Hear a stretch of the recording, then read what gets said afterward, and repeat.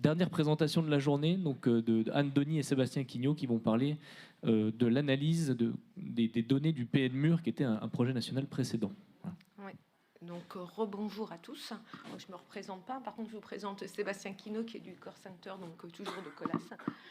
Et donc nous c'est un petit peu atypique ce qu'on va vous présenter parce que c'était pas initialement dans le projet DVDC, mais c'est une suite du projet MUR et on va vous expliquer pourquoi on a fait ces travaux-là dans le cadre de DVDC. La présentation elle va s'articuler en 3 parties. Il nous a semblé important de vous rappeler un petit peu quelle était la démarche et les objectifs du projet national MUR. Je vous présenterai une analyse qu'on a fait sur des liants extraits de carottes sur un chantier expérimental qui a été fait dans le cadre du projet national MUR ATMB.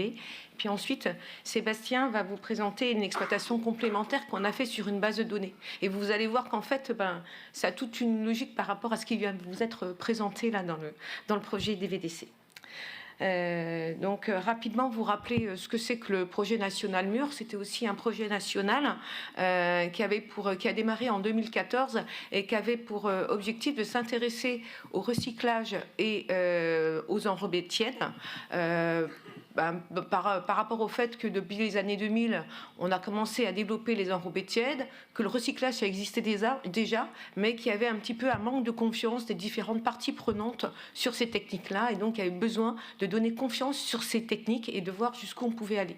Et puis également se dire quand on fait du recyclage, il y a un moment où on va être amené à multi-recycler finalement des chaussées qui avaient déjà été recyclées, et donc se poser la question, quid de ces enrobés qu'on va à nouveau recycler.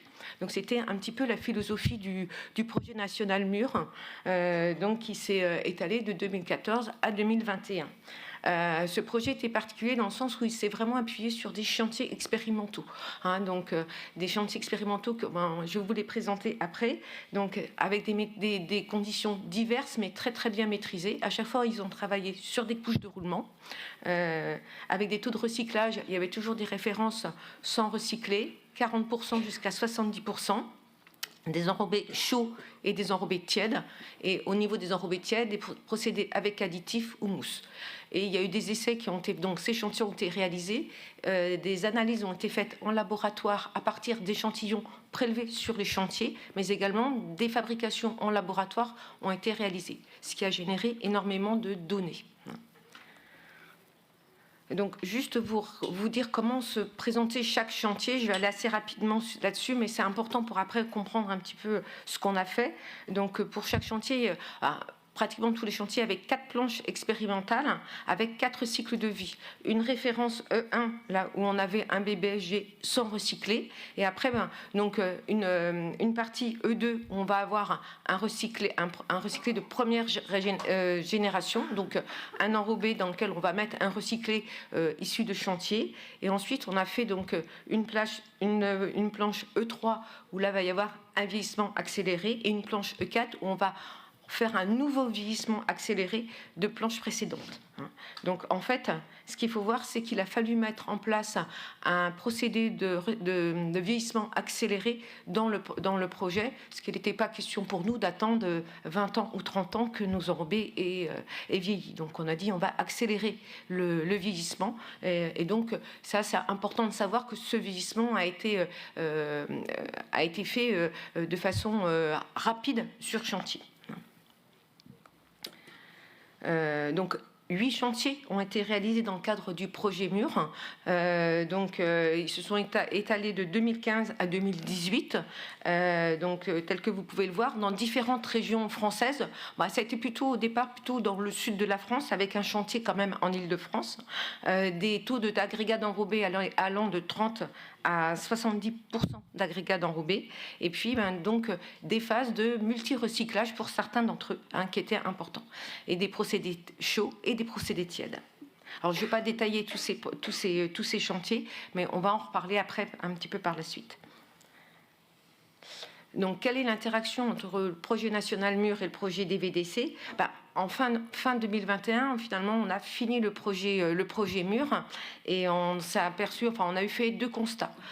Tout d'abord, qu'on disposait d'une base de données assez conséquente au niveau des liants et des enrobés bitumineux qu'on n'avait peut-être pas complètement exploité. Donc on s'est dit quelle méthode on va pouvoir exploiter, sachant que les partenaires de mur sont aussi souvent les partenaires de DVDC. Donc on pouvait constituer un groupe d'experts commun entre DVDC et mur. Ça c'était important. Il restait de l'argent dans le projet mur, donc c'était sympa de dire on va les reverser à DVDC et financer des nouveaux projets. Et puis ça a été validé par le CODIR de mur. Et puis bien sûr rendre compte aux partenaires de mur de ce qui s'était passé, enfin des actions là qu'on menait dans le cadre des DVDC. Et puis, il faut savoir qu'il y a un suivi des chantiers de mur qui est fait notamment par le CEREMA. Et donc, il y avait déjà quelques carottes qui avaient été prélevées en 2021. Il fallait analyser ces carottes. Donc, c'est les 2 actions qu'on va vous présenter avec Sébastien. Alors, concernant l'analyse des carottes d'ATMB, alors qu'est-ce qui s'est passé? En fait, donc, fin 2021, on s'est aperçu qu'il y avait quelques fissures sur le chantier d'ATMB. C'est un chantier donc, sur lequel a été fait du recyclage à 70%. Et donc, c'est posé la question, quel est le rôle du liant bitumineux dans ces phénomènes de fissuration qu'on pouvait observer sur les enrobés de surface? Donc, il y a une opération de carottage qui a été faite en 2021 par Eurovia. Et puis après, on s'est dit quel type d'essai on peut faire. Si on voulait savoir quelle était l'évolution des liants, il fallait qu'on se cale sur des essais qui avaient déjà été réalisés dans le cadre du projet mur.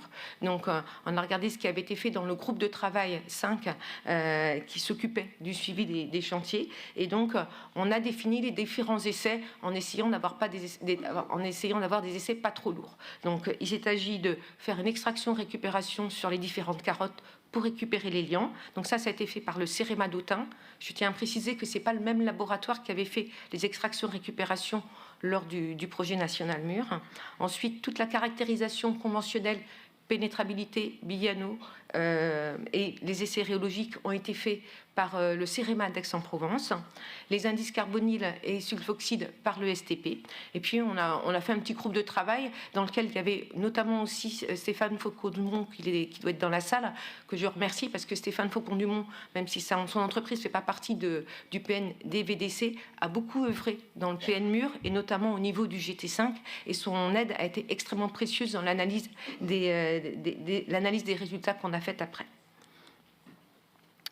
Donc, sur ATMB, il y avait deux types de chantiers qui ont été réalisés, l'aire de Passy-Le Fayet et le parking de l'abbé Roland. Donc, c'est sur l'aire de Passy-Le Fayet que des fissurations étaient apparues. Alors, je tiens à préciser que ces fissurations sont apparues tant sur les enrobés sans recycler que sur les enrobés avec recyclé. C'est des chantiers sur lesquels des procédés tièdes ont été appliqués avec un procédé mousse.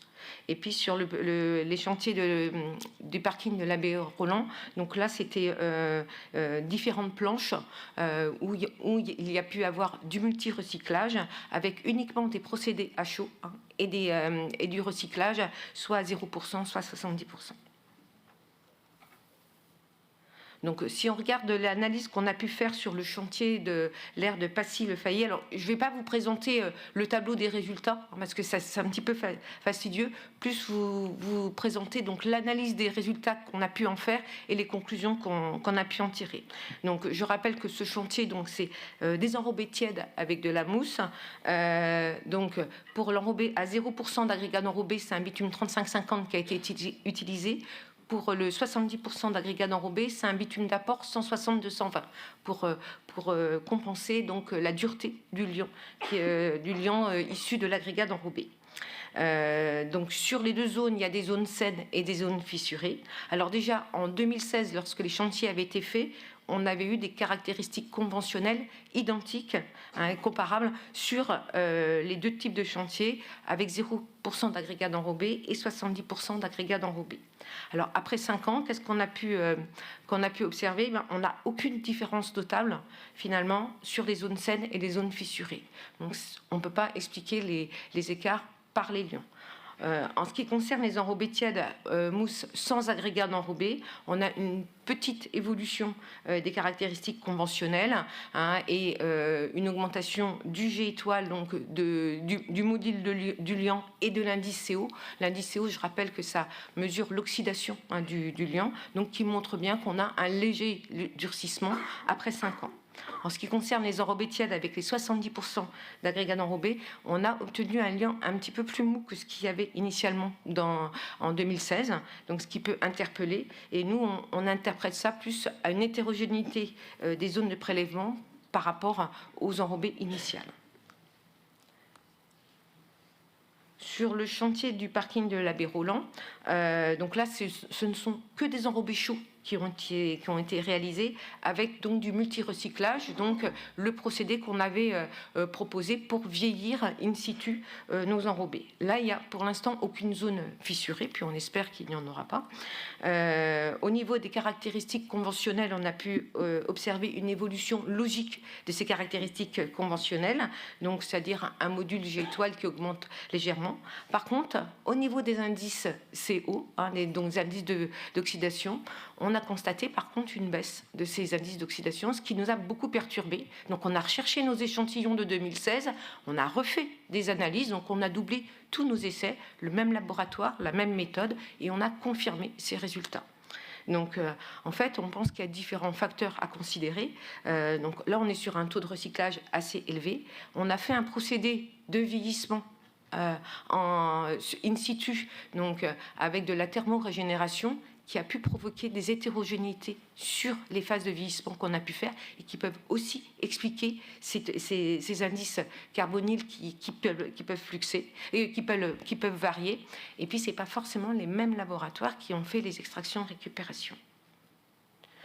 Donc, sur l'analyse des carottes, donc, notre objectif, c'était de définir le rôle du liant dans les désordres observés sur le chantier. Pour expliquer le rôle du liant, on est obligé de passer par une phase de carottage, d'extraction, récupération, et on sait que c'est des étapes. Alors le carottage n'est pas forcément délicat, mais l'extraction, récupération, ce sont aussi des manips qui sont assez délicates et qu'il faut savoir bien réaliser. Et donc c'est très très important. On n'a pu observer aucune différence entre les zones saines et les zones fissurées. On a mis en évidence quelques incohérences sur nos résultats d'indice CO, donc qu'on peut expliquer par le vieillissement accéléré qu'on a fait sur nos enrobés et qui a pu conduire à quelques hétérogénéités. Et enfin, il faudra certainement suivre à plus long terme ces chantiers-là pour voir pour voir d'où viennent peut-être ces problèmes de fissuration et être plus précis dans notre réponse. Voilà, maintenant je vais vous passer la parole à Sébastien qui va vous expliquer donc ce qui a été fait sur la base de données de murs. Merci. Bonjour à tous et à toutes. Pour cette deuxième partie d'exposé, je vais vous présenter l'exploitation complémentaire de la base de données qui a eu lieu à l'issue du projet national Mur. Donc, comme l'a introduit Anne, ce projet s'est déroulé entre 2014 et 2021 et pendant ce laps de temps, il y a eu un certain nombre de campagnes expérimentales qui ont été réalisées dans différents programmes d'études. Et donc, à partir de là, l'objectif de ce groupe de travail, ça a été de constituer une base de données qui va venir récupérer toutes les données issues des différents des différents programmes d'études. Donc, pour ce faire, on a eu accès à 3 sources de données. La première était issue de l'ANR Improve Mur qui était fournie par le CRM ADEX et une thèse chapeautée par Eiffage. La deuxième base de données était issue principalement du GT5 dans le cadre du PN Mur. Et enfin, les dernières données ont été fournies par l'UGE. Donc on a pu constituer un tableau de 24 colonnes, donc qui comportait 15 résultats d'essais et 9 variables informationnelles, donc qui pouvaient nous renseigner par exemple sur le lieu d'expérimentation ou l'origine de fabrication. Et on avait 56 formules d'enrobés. Donc, dans un monde idéal, on aurait voulu exploiter la globalité du tableau, mais ça n'a pas été possible pour plusieurs raisons. Et une des raisons principales, c'est que dans un programme d'études, on avait une batterie d'essais qui était réalisée et qui n'étaient pas forcément les mêmes dans un autre programme d'études. Donc, on avait dans une série de données, on avait des cases manquantes, donc on ne pouvait pas croiser proprement les résultats. Donc, ce qu'on a décidé, c'est qu'on a éclaté ce tableau en 3 sous-bases, avec comme élément commun la base PNMUR. Donc, le premier tableau, c'est exclusivement les résultats du PNMUR. Donc, on avait 28 individus avec tout ce qui concernait les caractéristiques du liant, sensibilité à l'eau et module de l'enrobé. La deuxième base, on est venu injecter les données d'ImproveMUR, donc ça a fait gonfler l'effectif, mais on a perdu au passage la sensibilité à l'eau. Et enfin, la dernière base de données était, on est venu agréger les données de UGE et pour se focaliser un peu plus sur la tenue en fatigue de l'enrobé. Donc on a réalisé pour chaque base une exploitation statistique. Donc aujourd'hui, vu le temps que j'ai pour présenter, on ne va pas aller dans le détail et plutôt que de présenter les résultats dans les détails, je vais vous présenter la méthodologie qui a été déployée pour réaliser notre exploitation statistique. Donc ici, vous voyez les 3 blocs qui ont été respectés pour chaque base. Donc le point d'entrée, c'était une analyse univariée où ce qu'on va faire, on va passer en revue toutes les variables une à une et on va observer grâce à des graphiques la distribution des variables, comment elles sont organisées par rapport aux données et potentiellement identifier des points suspects qui peuvent nécessiter certaines corrections. Ensuite, on a réalisé une analyse bivariée. Donc là, ce n'est pas une variable à la fois. Donc on va étudier des couples de variables. Et donc, à partir de ce couple de variables, on va mesurer le lien linéaire qui unit ces 2 variables. Donc on a utilisé une matrice de corrélation. Donc on en a vu une version un peu différente ce matin lors de la présentation des essais croisés du Raptor où on avait une matrice de nuages de points avec des régressions linéaires. Donc ça ressemble fortement à ce qui a été présenté, sauf qu'au lieu d'avoir des nuages de points, ce sont des coefficients de corrélation. Et ces coefficients de corrélation vous nous permettent de repérer très rapidement dans cette matrice toutes les variables fortement corrélées. Et donc, grâce à cet outil, on va pouvoir évaluer le niveau des liens linéaires du tableau de données. Donc après ce travail de visualisation, on est passé à une étape supérieure qui était l'analyse multivariée, où là on va décrire la totalité de notre tableau. Donc au début, j'allais vous dire que c'était une méthode peu conventionnelle, enfin moins conventionnelle, mais c'est pas vrai depuis la présentation de Rodrigo qui vous a présenté les 2 techniques que je vais aborder juste après. Donc en commençant par l'analyse par composante principale. Donc c'est une analyse qui est assez couramment utilisée dans l'analyse descriptive. C'est quand on a un tableau multidimensionnel où on a de l'information qui peut être assez riche mais diluée et redondante. Et l'idée de cette technique, c'est de pouvoir extraire cette information et essayer de la comprendre. Et donc on peut avoir deux points de vue. Le premier point de vue, c'est regarder au niveau des variables, où grâce à un graphique qui s'appelle cercle des corrélations, on va pouvoir projeter sur ce graphique toutes nos variables et avoir une idée de la structure de corrélation de notre tableau, et notamment identifier des groupes de variables qui peuvent être corrélées, inversement corrélées ou tout simplement indépendantes. Du point de vue des individus, ça c'est le graphique qu'a présenté Rodrigo, c'est des cartographies, et on va pouvoir éventuellement observer des groupes homogènes et des individus aussi atypiques, c'est-à-dire avec des caractéristiques un peu différentes du reste de la population. Et donc pour faire un peu le résumé de tout ça, l'ACP, qu'est-ce qu'elle fait? Elle va chercher à réduire la dimensionnalité d'un tableau. Donc on va essayer de synthétiser cette information et on va changer d'espace vectoriel, c'est-à-dire qu'on va travailler sur des nouveaux facteurs qui s'appellent des composantes principales, qui sont en réalité des combinaisons linéaires des variables. Et grâce aux 2 graphiques que je vous ai cités, on va pouvoir visualiser sur 2 ou 3 composantes principales nos données. Et donc tout ça, ça va nous permettre, tout en ayant en tête, de déformer le moins possible la réalité. Et ce que j'aime bien faire comme comparaison pour illustrer un peu le propos, c'est de faire la comparaison avec quand on fait une photographie. En fait, ce qu'on cherche à faire, on prend une photo d'un objet en 3 dimensions et on va le retranscrire sur une photo qui est un objet en 2 dimensions. Donc sans le savoir, en fait, on réalise une SCP puisqu'on va réduire la dimension de 3 à 2. Et donc si on est un mauvais photographe, on va avoir un angle de vue qui va déformer fortement la réalité et on aura une mauvaise représentation de la réalité. Alors que si on prend un bon angle de vue, on va travailler sur un nouvel espace vectoriel en 2 dimensions qui va avoir une représentation plutôt fidèle à la réalité et on va avoir une meilleure interprétation. Donc l'ACP, c'est tout simplement de la photographie, mais pas en 3 dimensions parce que ça n'a aucun intérêt, mais avec un grand nombre de variables. Sébastien, si tu peux conclure en 2 minutes, s'il te plaît. Je ne sais pas faire. L'ACH, donc c'est une classification ascendante et hiérarchique, qui est une technique itérative.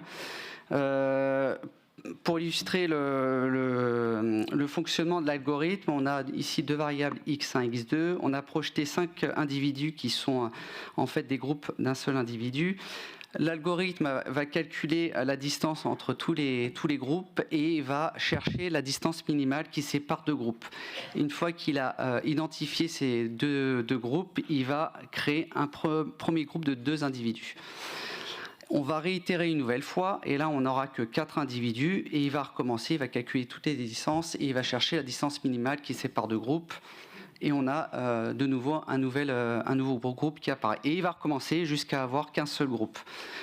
Donc une fois qu'on a fait cette étape-là, on va utiliser des techniques qui vont nous permettre d'optimiser le nombre de clusters, donc le nombre de classes, donc le but en optimisant ce nombre de classes, c'est de chercher à réduire, à trouver le nombre de clusters qui permet d'avoir une variabilité intragroupe la plus petite possible, donc d'avoir des individus qui se ressemblent beaucoup. Et à l'inverse, on va chercher à avoir une variabilité intergroupe la plus grande possible pour être le plus dissemblable possible. Donc, une fois qu'on a fait ce travail-là, on va chercher à interpréter nos clusters. Et donc là, c'est marqué ici, l'algorithme, il va essayer de répartir en classe ou en groupe des individus ayant des caractères communs.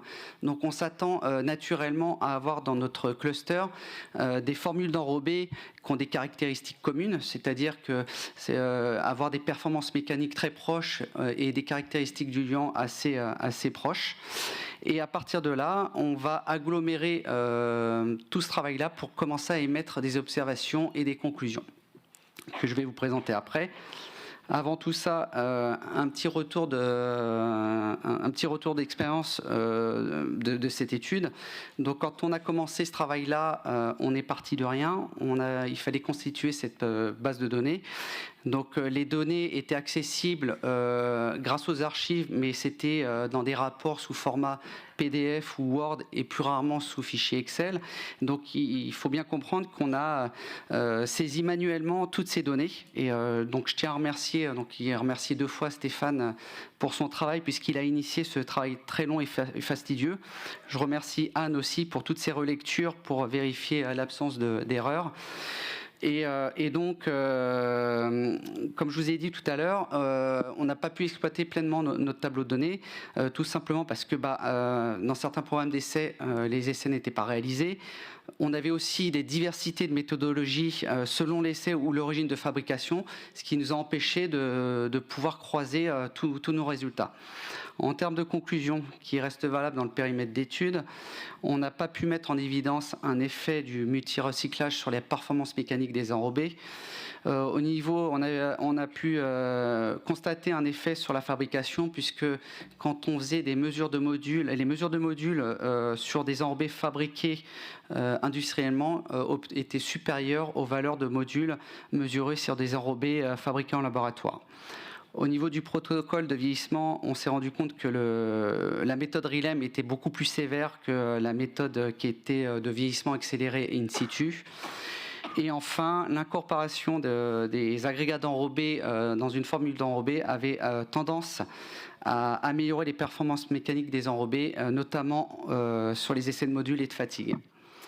En termes de perspective, il nous a semblé, vu tous les problèmes qu'on a rencontrés au cours de cette étude, il nous semble important d'intégrer en amont du projet une brique qu'il s'agit de définir une stratégie statistique qui va permettre de définir, d'établir tous les objectifs, de détailler comment constituer une base de données avec certaines consignes à respecter, avec trois items. Donc, premièrement, c'est essayer d'avoir une homogénéité des essais dans les différents programmes d'essais en termes de mode opératoire et de méthodologie. Rationaliser les paramètres d'entrée de la base de données. Donc, rationaliser, en fait, c'est, dans la mesure du possible, avoir un tronc commun d'essais entre les différents programmes, que si on souhaite, à l'issue du projet, venir compiler, faire une exploitation globale de ces données, qu'elles soient possibles et réalisables. Et enfin, là aussi, c'était les difficultés pour venir récolter les infos, c'est avoir un endroit où on a un stockage des données en commun qui nous permettent d'aller récupérer sous format brut les données et d'exploiter beaucoup plus facilement le tableau de données. Donc voilà, moi j'ai essayé d'accélérer, Simon. Je vous remercie.